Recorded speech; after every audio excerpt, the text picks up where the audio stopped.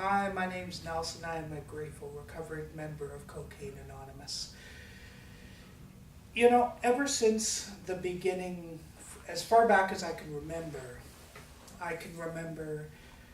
just feeling different, feeling maladjusted, feeling like I didn't fit in. You know what I mean? And my addiction has taken very, very, very many forms. My first form of addiction was Atari because I could sit there and I could play for hours and hours and hours on end, and it shut my head off. I did not have to think about what was on my mind. So, like after that, I got introduced.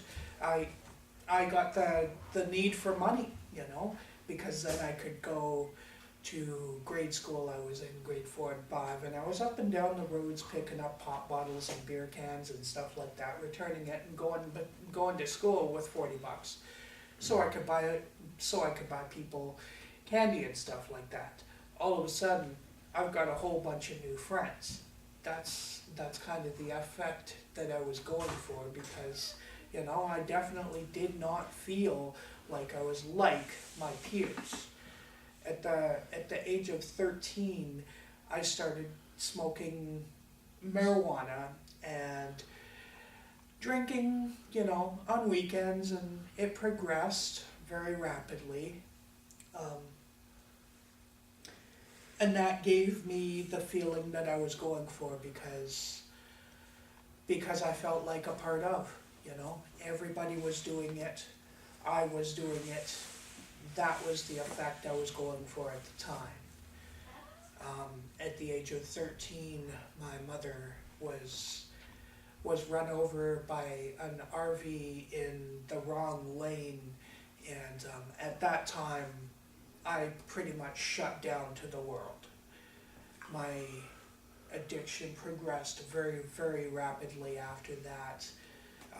I did not meet my father until I was 15, when, I was shipped off to him because my aunt and uncle could not handle me growing up as an addict with her children watching me. I was the oldest of the kids, and that's the way it was. I was shipped off to my father's house, and I didn't like it too much.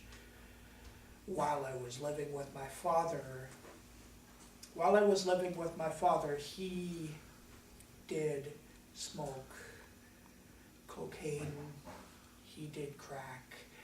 I watched him, and it was like when he was high under the influence, he was a totally different person. He was almost non-existent.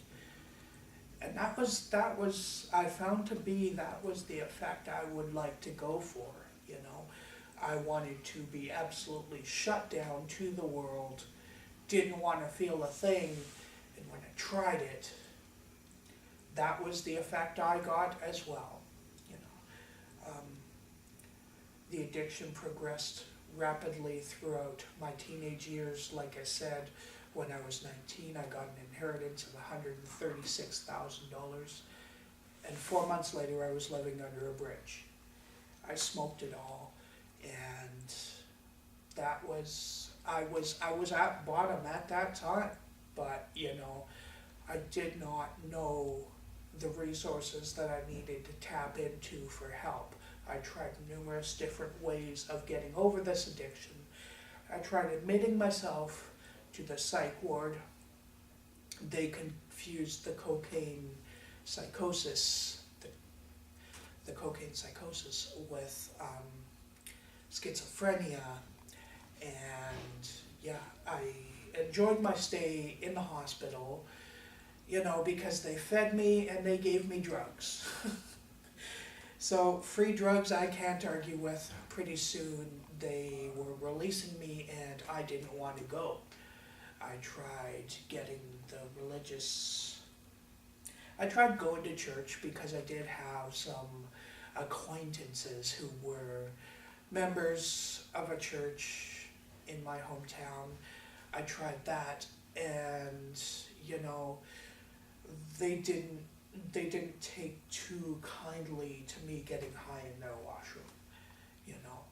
I felt immediate judgment, of course, you know.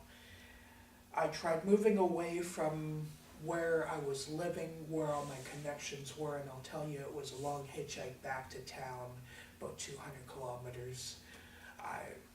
So, you know, I've tried pretty much everything under the sun. Then I moved into a clean and sober house, and I was introduced to the big book of Alcoholics Anonymous.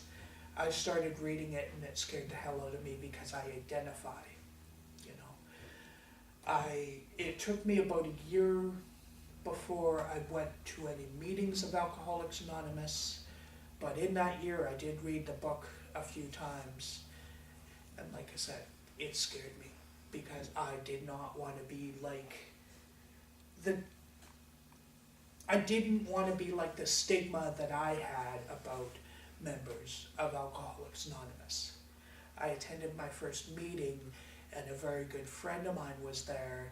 I wanted to bolt at halftime, and he kind of put his hand on my shoulder, and he said, "You are staying right here." You know, so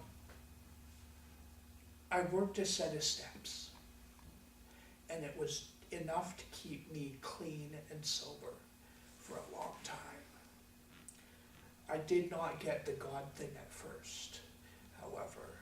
I can bring hope to people who do not get the God thing at first, because I did stay clean and sober for 5.5 years until I was walked through the big book of Alcoholics Anonymous, and I was explained what this means when it says pitiful and incomprehensible demoralization, you know, what it means when they say, you will surely meet some of us as you trudge the road to happy destiny, you know. I was explained, it was broken down to me in simple enough terms that I was able to have a spiritual awakening. As the result of the 12 steps, Alcoholics Anonymous, Cocaine Anonymous, great sponsorship, and God, as I choose to call him, I have stayed clean for 10 years now, in August 1st of 2009, and life is phenomenal.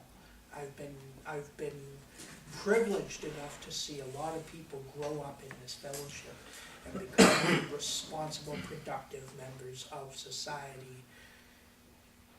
And it's a joy that I can't stress enough. Like, if you are given this gift, you must work with others and watch them grow. Because, like I said, it's an opportunity not to be missed. As the result, my life is amazing. Thank you.